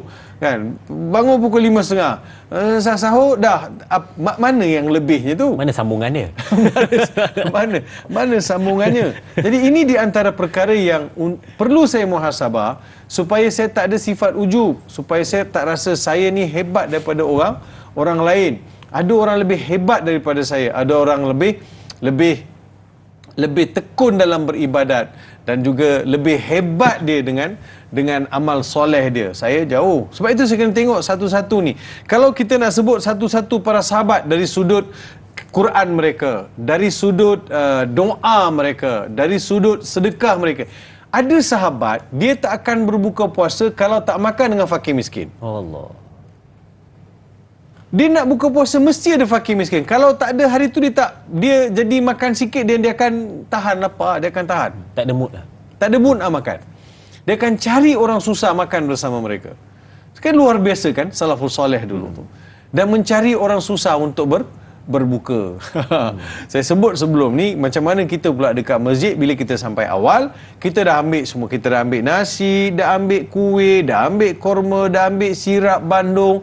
Kita duduk dekat meja ni. Kan ada juga bekalan sikit kita bawa daripada rumah kita, apa yang isteri kita masak, pergi kat masjid. Sekali kita dah duduk, bajet masjid 600 orang. Tiba-tiba datang 620 orang. Ada 20 orang lagi datang. Jadi makanan semua dekat dapur, dekat dewan ataupun dekat kemah tu dah habis. Orang datang tengok kanan kiri, makanan tak ada, dah habis. Yang duduk dekat meja-meja apa ni, makan ni, yang makanan sudah ambil, dia orang nampak orang yang datang kemudian, yang ada 20 orang ni datang, tak ada makanan. So apa perasaan kita yang tengok dia orang ni? Dia kena ada ithar. Kena ada ithar lah. Wala yu'thiruna ala anfusihim walau kana bihim khasasah. Betul Da'i Azrin, terima kasih. Jadi maksudnya mereka tidak melebihkan diri mereka walaupun mereka ada hajat. Mereka utamakan orang lain. Barangkali yang datang itu bukan orang kampung kita, orang yang lalu di situ, tengok ada masjid nak singgah buka. Yang kita ni pula orang kampung situ. Takkan kita tak raikan. Tengok, saudara main sini. Tak apa, main dengan kita. Ada rezeki ni. Kita kena beriman, makanan untuk seorang, Nabi sebut cukup untuk 2 orang.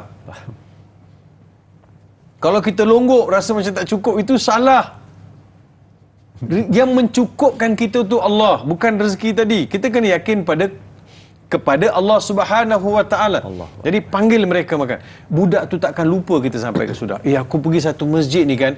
Masjid ni aku sampai lewat dah. Tapi dia punya jemaah masjid, Masya Allah, bila nampak kami dipanggil, share rezeki. Tak apa, adik makan dulu. Tak apa. Adik makan dulu. Tak apa, rumah pakcik dekat aje. Pakcik boleh balik kejap lagi makan. Tak apa. Ini puasa yang khawasul khawas. Ini puasa khawasul khawas. Ini kalau kita pergi masjid, kita nak sapu dulu, kita nak ambil dulu. Bukan masjid tempat kita lah, masjid tempat lain, Azrin. Tapi yang ni 2-3 cerita dan 2-3 tempat saya tengok dah. Tempat-tempat yang saya pergi, nampak, saya kata, ya Allah, mana kesan puasa pada kita ni. Kalau kita tak boleh nak kongsi rezeki kita dengan jemaah yang lain. Itu yang salafus soleh saya sebut tadi. Mereka tidak pernah, ada di antara mereka yang tidak akan makan kalau tidak bermakan bersama fukara, makan bersama masakin.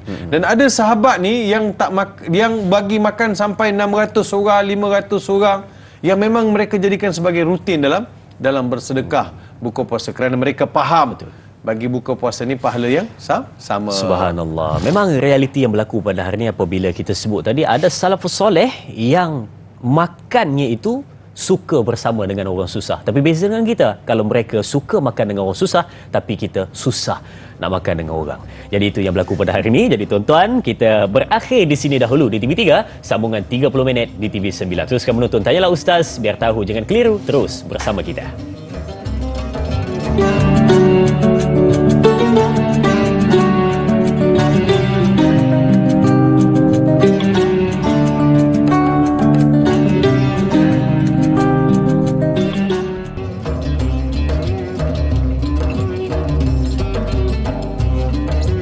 Terima kasih dan terima kasih diucapkan kepada semua penonton. Keluarga besar Tanyalah Ustaz, biar tahu jangan keliru beradanya kita dalam bulan Ramadan. Hari yang ke-10 terus bersemangat melaksanakan ibadat. Jangan rasa penat, jangan rasa letih.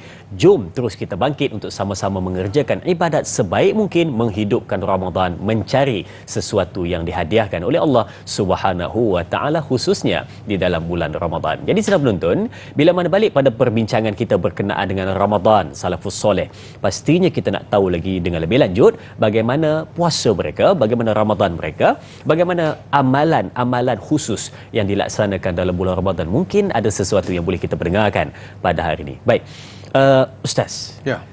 Biasanya kalau kita sebut berkenaan dengan Ramadan, kita akan sebut Ramadan adalah bulan yang dinanti oleh seluruh umat Islam.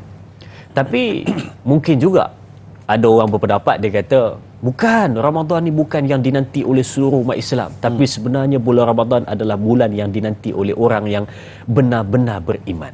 Jadi daripada statement ni Ustaz, Ustaz boleh komen sikit, yang mana? Benarkah dinanti oleh seluruh umat Islam ataupun hanya dinanti oleh orang yang benar-benar beriman? Silakan Ustaz. Ya, terima kasih kepada Da'i Azrin, kepada para penonton yang setia bersama kami melalui saluran TV9. Ya. Kita lanjutkan perbincangan kita. Kita tahu bahawa puasa ini tak semua orang sambut dengan penuh kegembiraan. Ada yang menerima kedatangan bulan Ramadan ini dengan secara terpaksa. Ya. Jadi betullah apa yang Nabi SAW sebut bahawa imanan wahtisaban, sesiapa yang berpuasa dengan penuh keimanan dan keinsafan. Jadi iman itulah yang akan mendasari mengalu-alukan kedatangan Ramadan. Sebab itu dia menyambut Ramadan dengan penuh kegembiraan. Benarlah ada di antara sahabat, ada di antara salafus soleh dan juga ada di antara para alim ulama yang menanti-nanti kehadiran bulan Ramadan. Sebab itu ada di antara doa yang kita baca bila masuk bulan Rejab, kita dah bacakan Allahumma barik lana fi Rajaba wa Sya'bana wa ballighna Ramadan. Temukan kami dengan bulan Ramadan. Minta supaya Tuhan temukan dengan bulan Ramadan. Dan ada juga penantian yang penuh pengharapan. Wahai Tuhan, janganlah Engkau haramkan kami daripada bertemu bulan Ramadan. So ungkapan-ungkapan ini semua dilafazkan dan dirayu kepada Allah Subhanahu wa taala supaya diberi peluang jumpa bulan Ramadan. Sebab hanya orang yang tahu kehebatan Ramadan saja akan merasakan keperluan dia bertemu dengan Ramadan. Dan ya Azrin, dalam banyak-banyak amalan kita sebut ni, siapa-siapa yang berpuasa dengan penuh keimanan keinsafan, dia hapuskan dosa-dosa lepas. Takkan penghapusan dosa tak mau. Dan takkan, saya rasa mustahil di antara kita ni tak ada yang tak ada dosa. Semua kita ada dosa. Betul Ustaz. Jadi dosa kita nak tebus dengan datang bulan Ramadan. Kalau saya tengok Da'i Azrin dan juga ibu ayah para penonton yang saya kasih sekalian, semua amalan yang Allah Subhanahu wa taala fardukan dalam Islam adalah untuk memastikan umat Nabi Muhammad sallallahu alaihi wasallam sentiasa berada dalam keadaan tidak berdosa. Contoh, salatu ila salati kafaratu lima bainahuma. Dari satu kefarduan solat ke farduan solat berikut, penghapus dosa. Al-jum'atu ila al-jum'ati kafaratu lima bainahuma. Daripada Jumaat lepas hingga Jumaat akan datang adalah penebus dosa. Ramadhanu ila Ramadhan kafaratu lima bainahuma. Dari satu Ramadan ke Ramadan berikut adalah penghapusan dosa. Umratu ila al-umrati kafaratu lima bainahuma. Daripada satu umrah ke umrah berikutnya adalah penghapusan dosa. Jadi kalau inilah sajian-sajian yang Allah Subhanahu wa taala sediakan untuk kita, mustahil orang Islam yang beriman yang rebut ambil peluang mengisi amalan-amalan ini tak dapat keampunan. Subhanallah. Jadi kita ni akan sentiasa, Allah mahukan umat Nabi Muhammad sentiasa berada dalam keadaan tidak berdosa. Dosa-dosa kecil tak boleh lari. Da'i Azrin, kan Nabi SAW sebut kullu ibn Adam khatta'un wa khairu khatta'ina tawwabun. Setiap anak Adam melakukan kesalahan dan sebaik-baik orang melakukan kesalahan adalah orang yang mahu bertaubat. So datang bulan Ramadan ini adalah bulan untuk kita tebus, untuk kita tebus yang tak ada di bulan lain. Dan kita tahu bahawa bulan Ramadan ialah sangat istimewa untuk umat Nabi Muhammad sallallahu alaihi wasallam. Dan umat-umat lain juga ada yang berpuasa tapi puasa fizikal mereka, sifat puasa mereka tak sama. Dan pada minggu lepas kita bincangkan bagaimana puasa orang terdahulu. Di antaranya bagaimana Bani Israel yang difardukan puasa pada bulan Ramadan disebabkan Ramadan ini bulan yang panas, sebab itu Ramadan. Maksudnya kepanasan, kepenatan dan juga keperitan. Jadi apa Bani Israel buat? Mereka tak nak berpuasa pada bulan Ramadan sebab panas, mereka pindahkan ke bulan lain. Allah kata puasalah bulan Ramadan. Dia kata pindahkan ke bulan lain, dia add lagi 10 hari. Dia tambah lagi 10 hari dengan tujuan mudah-mudahan puasa yang dipindahkan daripada bulan asal ke bulan lain dapat ditebus dengan 10 hari yang ditambah. Dia modified ramalan tu. Dia modified. Bila dia orang puasa 40 hari, asalnya 30 hari bulan Ramadan, dia pindah ke bulan lain, daripada 30 dia tambah lagi 10 hari, jadi berapa hari? 40 hari. Ramai pula jatuh sakit. Puasa 40 hari, jatuh sakit. Bila jatuh sakit, Bani Israel bernazar pula, bagilah kesembuhan. Kalau semua mereka sembuh, kita akan sambung lagi 10 hari. 50. Jadi 50 hari. Bayangkan, beruntung umat Nabi Muhammad sallallahu alaihi wasallam puasa 30 hari, 29 hari saja. Jangan gaduh-gaduh. Ini aja tempoh puasa kita. Dan puasa kita pula daripada pukul 6.05 minit tadi sampailah pukul 7.24 petang. 13 jam. Kita bukan disuruh berpuasa 24 jam. Kita disuruh berpuasa 13 jam. Ada umat dahulu dia akan puasa sampai 24 jam. Jadi, kita mesti terima bulan puasa ini dengan penuh keimanan dan keinsafan seperti mana para salafus salih menerima kehadiran bulan puasa. Datang bulan puasa mereka akan gembira dan Azrin. Kegembiraan mereka, Masya Allah. Saya duduk Jordan ni 9 tahun. Saya lihat setiap kali nak Ramadan memang meriah dengan kain, dengan bantingnya, dengan iklan-iklannya, dengan lightingnya nak menyambut Ramadan. Ucapan-ucapan. Jadi hebat mereka mengalu-alukan kedatangan Ramadan. Tapi bila nak raya, tak ada. Senyap, sunyi. Tak berapa meriah. Saya duduk Jordan dulu. Bila first ni cerita pengalaman. Bila raya pertama pergi rumah Arab, kita pakai baju Melayu bersampin bagai, balik solat. Kami budak-budak Malaysia kan, Malaysia student, pergilah nak beraya rumah Arab. Ingatkan pagi raya tu pergi beraya, kok dapat makan mendi ke? Tak ada. Oh, tak ada. Dua hari tak ada. Dua hari tak ada. Kok makan mendi ke, makan kapsa ke, makan madrud ke, makan apa-apa nasi Arab lah kan. Apa Arab kita dia, ahlan wa sahlan, masuk rumah, dia bagi makan buah korma dengan teh-o. Korma yang tak habis bulan puasa tu, itu dia hidang. Habis kuat pun adalah biskut. Itu aja raya Arab. Laksa-laksa tak ada? Tak ada, mana ada. So, mereka tidak menjadikan raya itu sebagai satu agenda yang mustahak, yang perlu bertungkus lumus. Nanti kita lihat, 10 hujung Ramadan ini, kalau salafus soleh, 10 hujung, dia akan masuk gear 3, gear 4, gear 5, dia akan speed up. Dia akan berkemah di dalam masjid. Dia akan iktikaf di masjid. Nabi sendiri pun akan ketatkan kain dan duduk dalam masjid berentikaf. Jadi cari malam Lailatul Qadar 10 terakhir ni. Nak habis dah ni. Biarlah khitamuhu misk. Biar penutup bulan Ramadan itu sangat luar biasa hendaknya. Ini kita tengok 10 Ramadan. Hujung tu apa jadi? Hujung 10 Ramadan tu kita semua tahu. Saya tahu ramai yang senyum kat luar sana, kat TV, kat depan TV ni. Saya pun tersenyum, Ustaz. Tengok apa jadi 10 terakhir tu. Sekarang masjid semua penuh kan, surau betul, penuh kan. 10 terakhir dia akan kurang. Dan 10 terakhir barangkali masjid daripada sekarang melimpah-limpah ni mungkin tinggal separuh. Sebab orang dah ramai, dah 10 terakhir tu dah mula sibuk. Dia terbalik. Kalau negara Arab awal-awal tak ramai sangat masjid. Tapi penghujung tu ramai.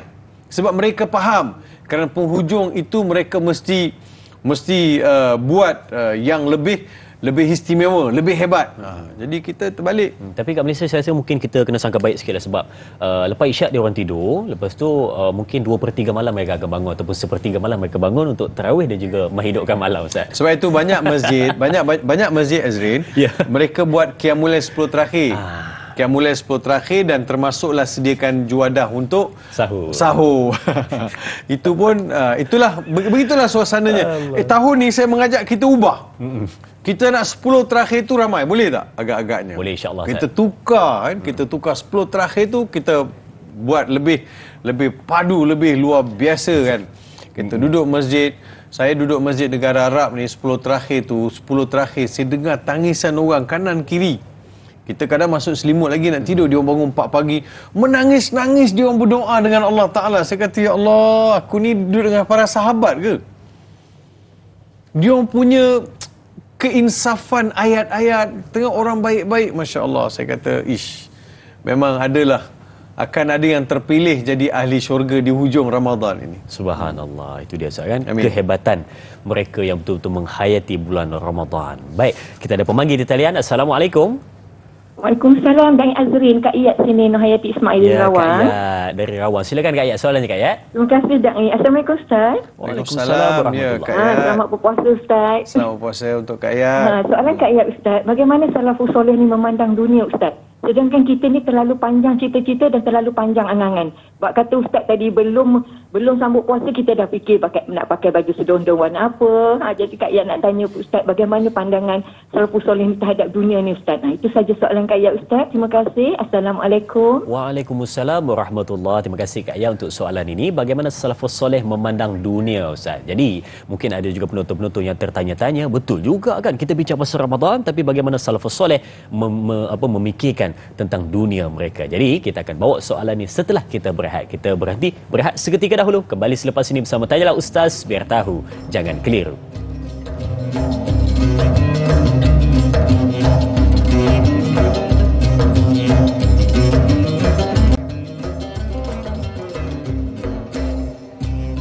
Subhanallah, kembali bertemu untuk teruskan perbincangan kita. Wow, saya rasa macam banyak lagi benda saya nak tahu berkenaan dengan Ramadan salafus soleh, tapi yang diberikan kepada kita tadi pun kita dah rasa macam ada satu sinar ataupun suasana baru dalam Ramadan kita pada tahun ini, sebab kita ada blueprint ataupun panduan yang kita boleh ikut. Macam itu rupanya Ramadan salafus soleh. Baik, tadi sahabat kita Kak Iyat ada buat panggilan, dia tanya macam mana salafus soleh memandang dunia ini. Jadi saya serahkan kepada Ustaz. Silakan. Ya, terima kasih Dai Azrin kepada Kak Iyat daripada Rawang. Rawang. Orang kampung saya Rawang. Kata Sungai Cho. Kampung Sungai Cho tu Rawang lah. Masuk dalam teritori kampung Sungai Cho. Jadi terima kasih Kak Iyat. Kalau nak lihat bagaimana para salafus soleh melihat dunia, soalan Kak Iyat telah bertanya ke satu soalan yang besar.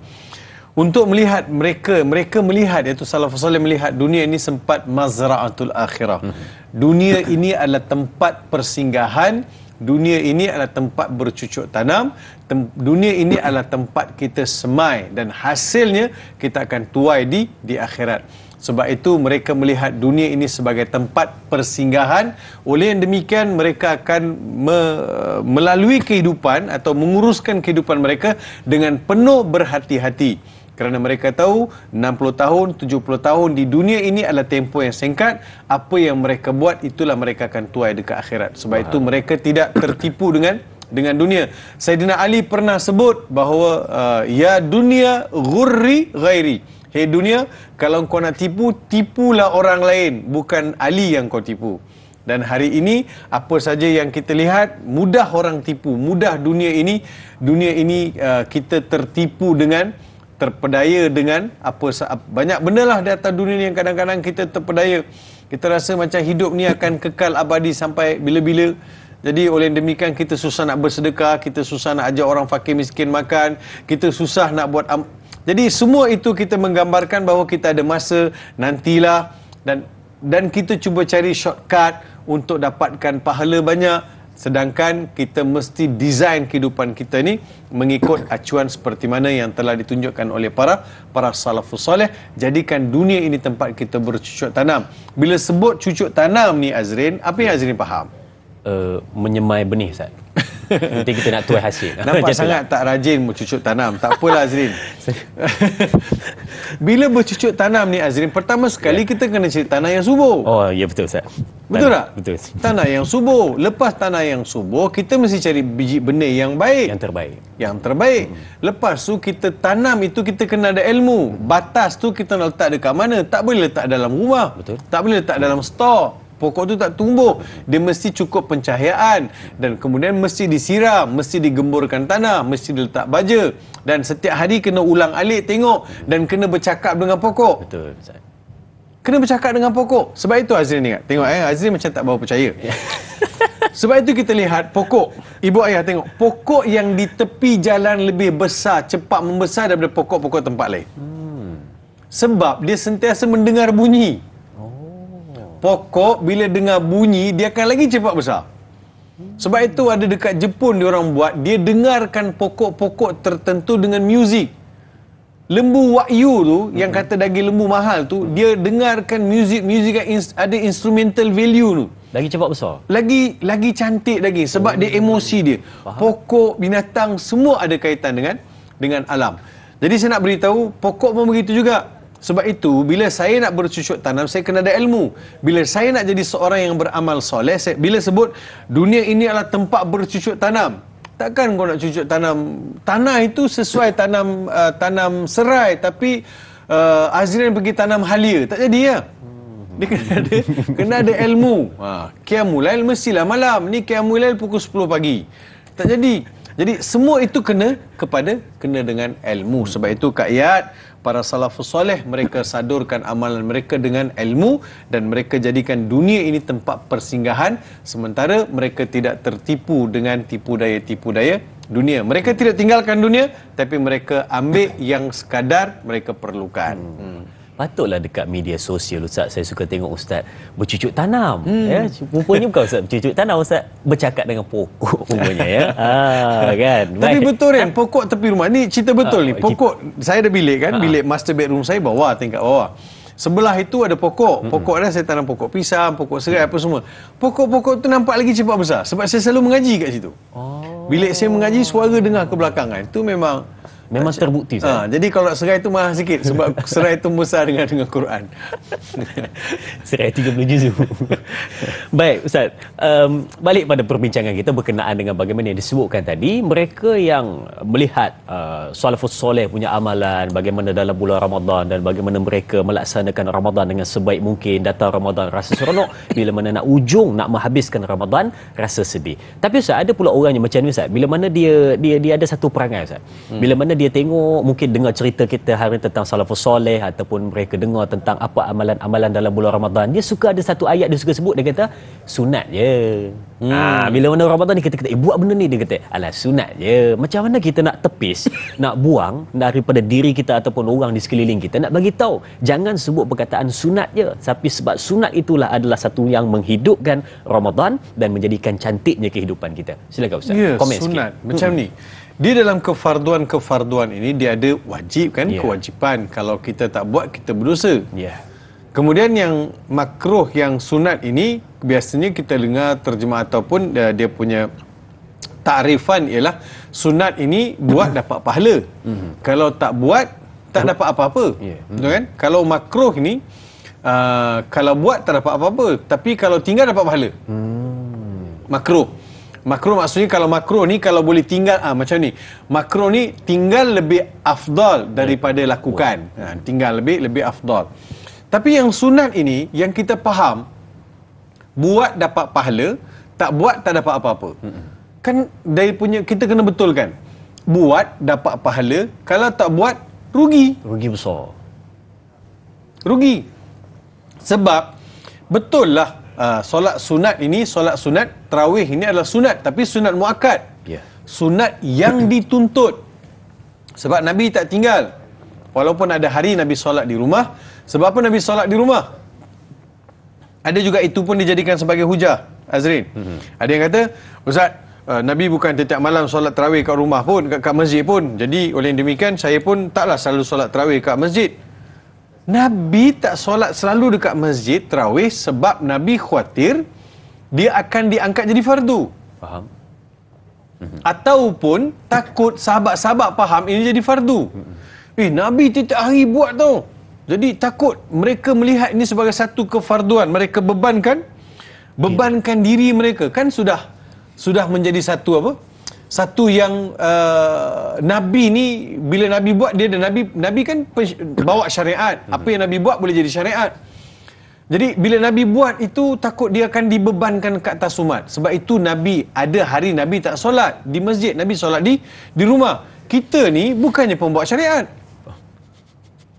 tak jadi apa pun. Jadi kita ni, kalau kita pergi tak pergi, tidak mengubah syariat. Jadi oleh yang demikian, kita hendaklah menjaga solat sunat tarawih. Jangan dirugikan. Sebab solat sunat tarawih ni tak boleh buat bulan Syawal.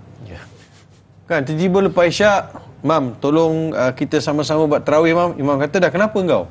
Saya rindu lah. Saya sebab rindu lah, Mam. Sebab bulan Syawal, bulan Ramadan ada, bulan Syawal tak ada. Sebab bulan Ramadan hari tu ada hari saya tinggal. Jadi boleh tak imam buat? Mana ada? Tarawih ni hanya di bulan Ramadan. Nak jumpa balik tarawih tahun depan. Itu pun kalau Allah panjangkan umur, kalau sihat tubuh badan. Betul. Kalau tidak, tak adalah.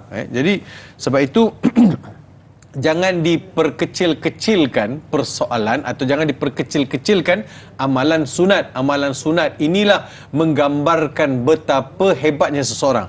Baik, Azrin. Ya. Bila wajib, kena buat. Ya, betul, Ustaz. Kalau tak buat, saya berdosa. Bila sunat, kalau saya tak buat, saya rugi. Antara dua itu, mana yang lebih jatuhnya pandangan Allah Subhanahu Wa Taala? Fardu atau sunat? Sunat ini saya buat kerana saya sayang pada Allah. Saya sayang pada diri saya, sayang pada akhirat, sayang pada iman saya. Oleh demikian saya buat sunat. Yang tadi saya buat kerana wajib. Kalau tak buat, saya dihumban dalam neraka. Yang ni kalau saya tak buat, tak ada apa pun. Saya rugi betul. Tapi disebabkan ada keimanan itu, saya tidak mahu tinggalkan yang sunat tadi. Sebab itulah gambaran kemuncak keimanan saya kepada Allah dalam mentaati perintah-perintah Allah Subhanahu Wa Taala. Saya tidak menafikan kalau seseorang itu tak mau buat benda yang sunat, itu terpulang pada dia, tetapi tetap dia akan rugi. Kita jangan nak rugikan diri kita. Yang fardu ni pun kadang-kadang belum tentu solid, belum tentu betul. Jadi kita dengan solat sunat ni lah kita dapat menampung, dapat mengimbangkan balik. Dan orang yang jaga solat sunat, amalan sunat inilah menggambarkan keimanan dia, keutuhan dia, kepercayaan dia, cinta dia. Jadi kita nak masuk kategori tu. Macam kita kerja lah, Ustaz, kan? Kerja 8 sampai 5.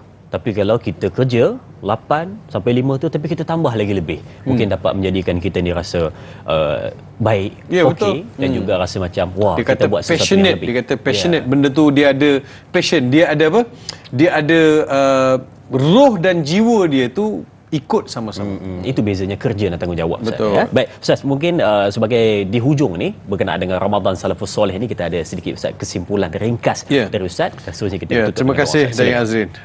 Kepada para penonton yang saya kasih sekalian, ada beberapa perkara kita bincang mengenai kehebatan Salafus Soleh. Kita tidak jadikan cerita Salafus Soleh ni sebagai halua telinga ataupun satu cerita yang diceritakan kepada kita, tetapi kita nak berusaha mengikut jejak langkah mereka seperti mana mereka telah ikut jejak langkah Nabi sallallahu alaihi wasallam. Sebab apa yang mereka buat itu adalah terjemahan kepada apa yang Nabi tunjuk dan terjemahan kepada Al-Quran Al-Karim. Pertama sekali, jangan tinggalkan Al-Quran, kerana salafus soleh tak tinggal Al-Quran.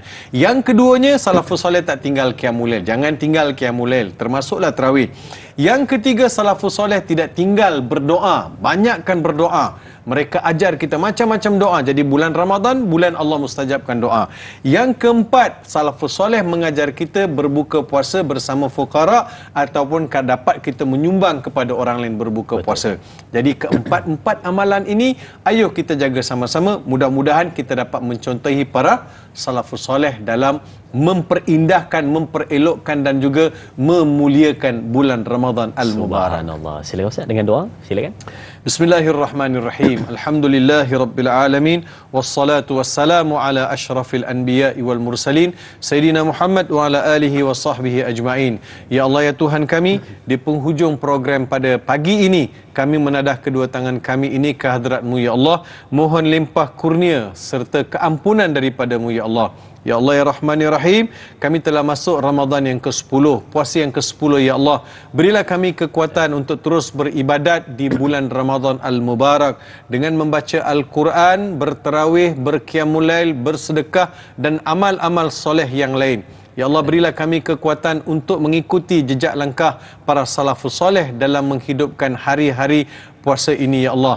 Ya Rahman ya Rahim, jadikanlah kami, ahli keluarga kami, sanak saudara kami, jiran tetangga kami yang termasuk dalam golongan memuliakan bulan Ramadan.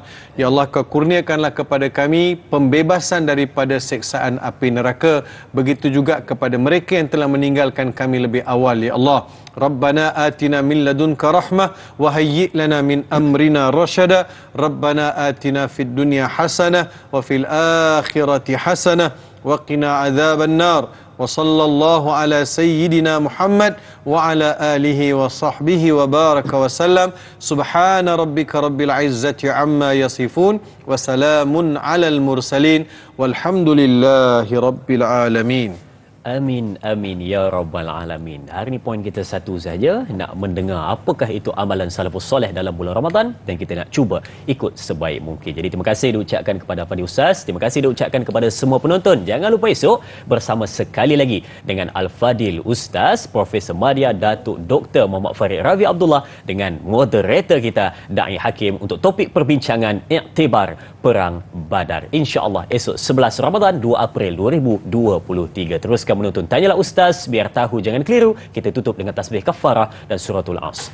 Subhanakallahumma wa bihamdika asyhadu an la ilaha illa anta astaghfiruka wa atubu ilaik. Bismillahirrahmanirrahim. Wal 'asri innal insana lafi khusr illa alladhina amanu wa amilus solihat wa tawassaw bil haqq wa tawassaw bis sabr. Sekian, berjumpa lagi. Assalamualaikum warahmatullahi wabarakatuh. Salam Ramadan Karim.